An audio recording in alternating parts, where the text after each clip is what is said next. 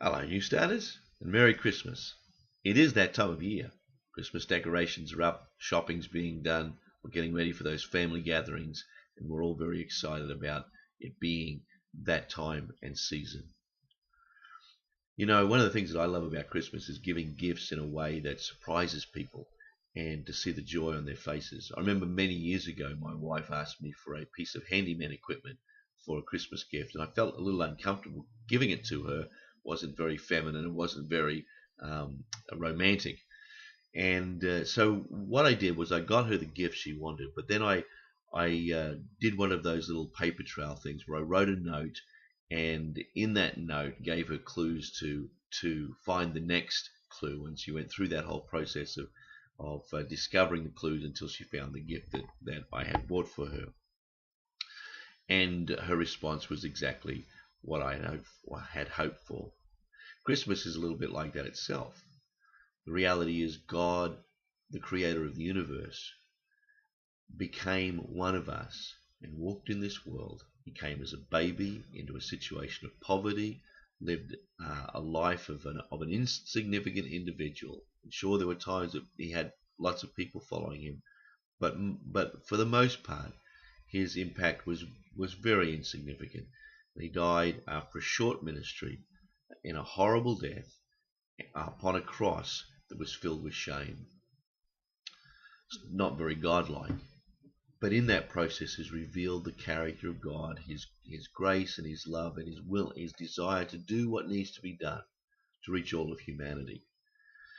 It's often that we can get our understandings of God misshaped.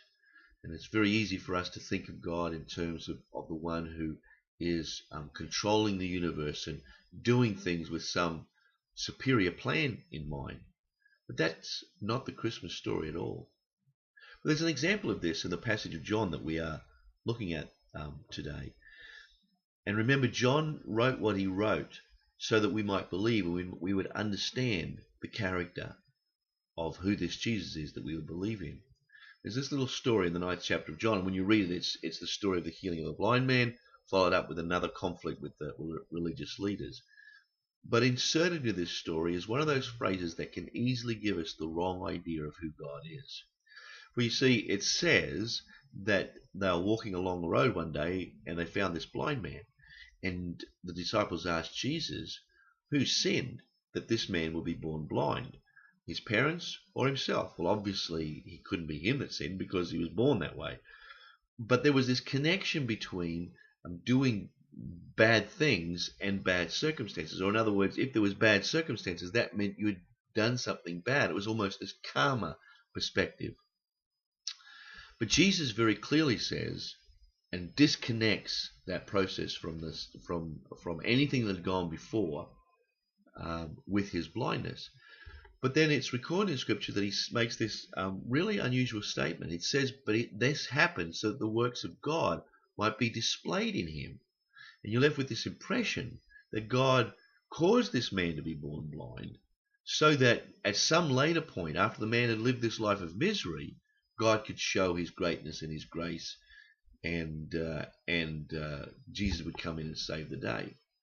It sounds very much like the man's just a pawn in God's scheme, and not very much like love.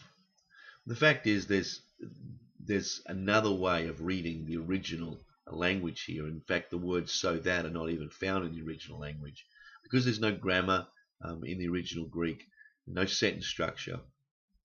It's better to understand this phrase as Jesus simply saying, but this has happened.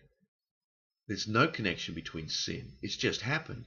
But here's an opportunity for the works of God to be displayed. And as long as it is day, we need to be about doing the works of God. In other words, wherever there's an opportunity, wherever there's a need, we need to show a God of grace and love, which is a whole different emphasis. And in fact, it is the very character of God that is being revealed at Christmas. I hope you have a Merry Christmas and a fabulous New Year.